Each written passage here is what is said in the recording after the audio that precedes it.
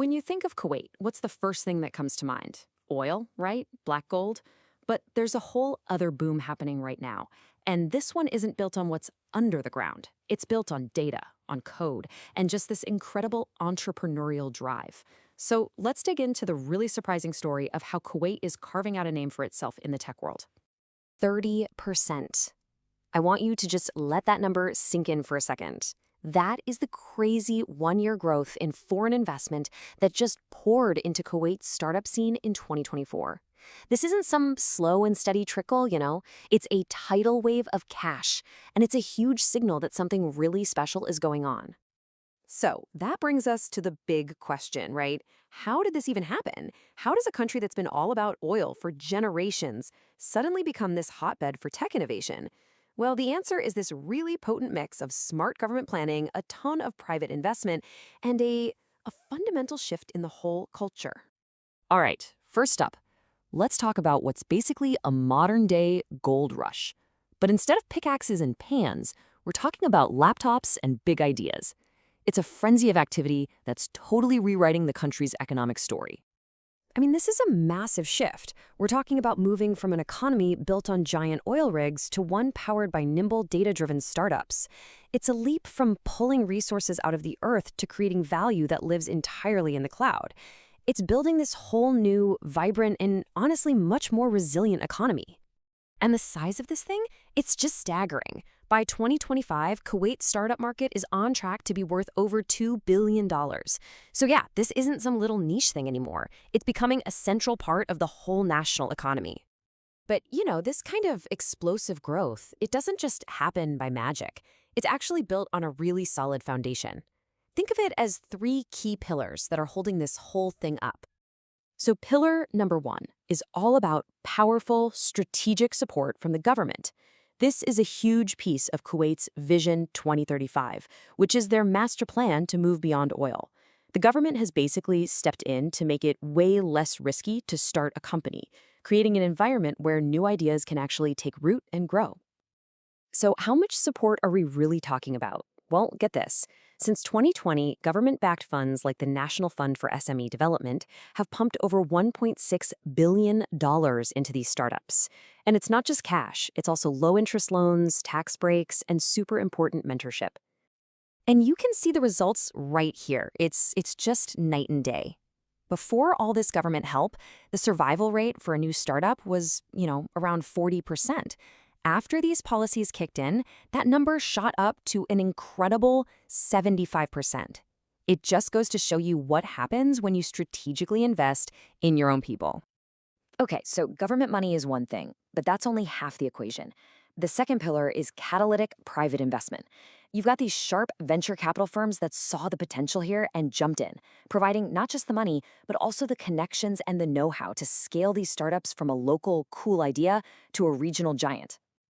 And just look at this timeline. It shows you the sheer velocity of this growth. Back in 2020, VC investment was sitting around $100 million. Fast forward just 4 years to 2024, and it's exploded to $450 million. You've got firms like Faith Capital and Sherwood Partners that have been absolute game changers here, just pouring fuel on the fire. The third and final pillar. Well, this one might be the most important of all. It's the people. It's this incredible entrepreneurial culture that's really taken hold. A culture where people are encouraged to take risks, to innovate.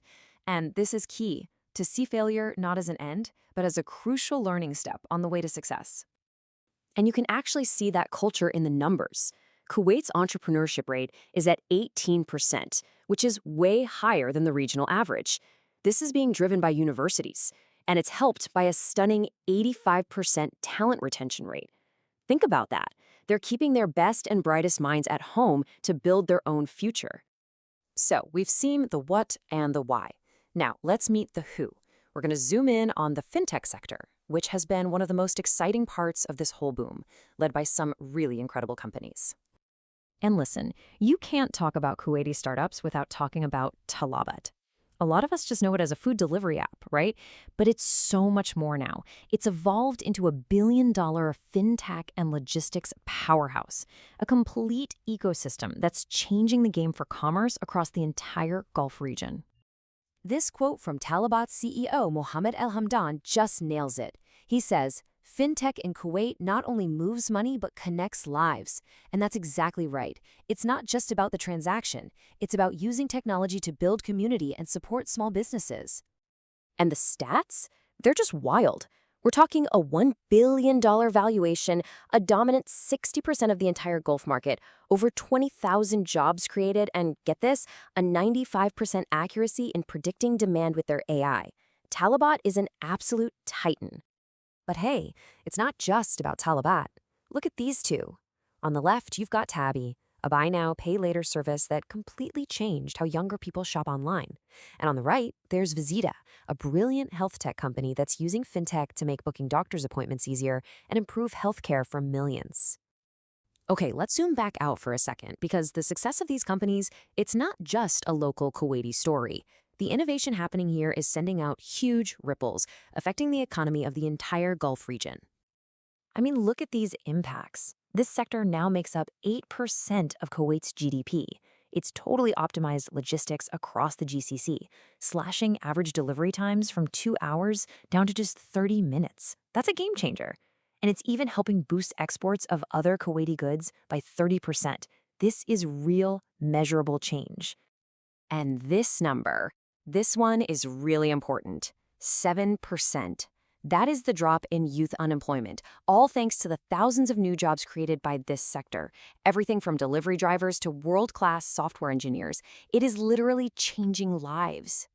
So what does this all add up to?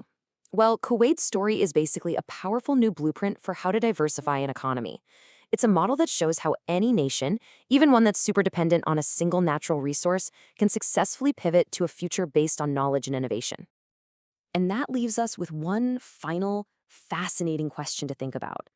Kuwait has written the playbook. They've shown the world how to build a world-class tech scene from the ground up. The question now is, who's going to be next?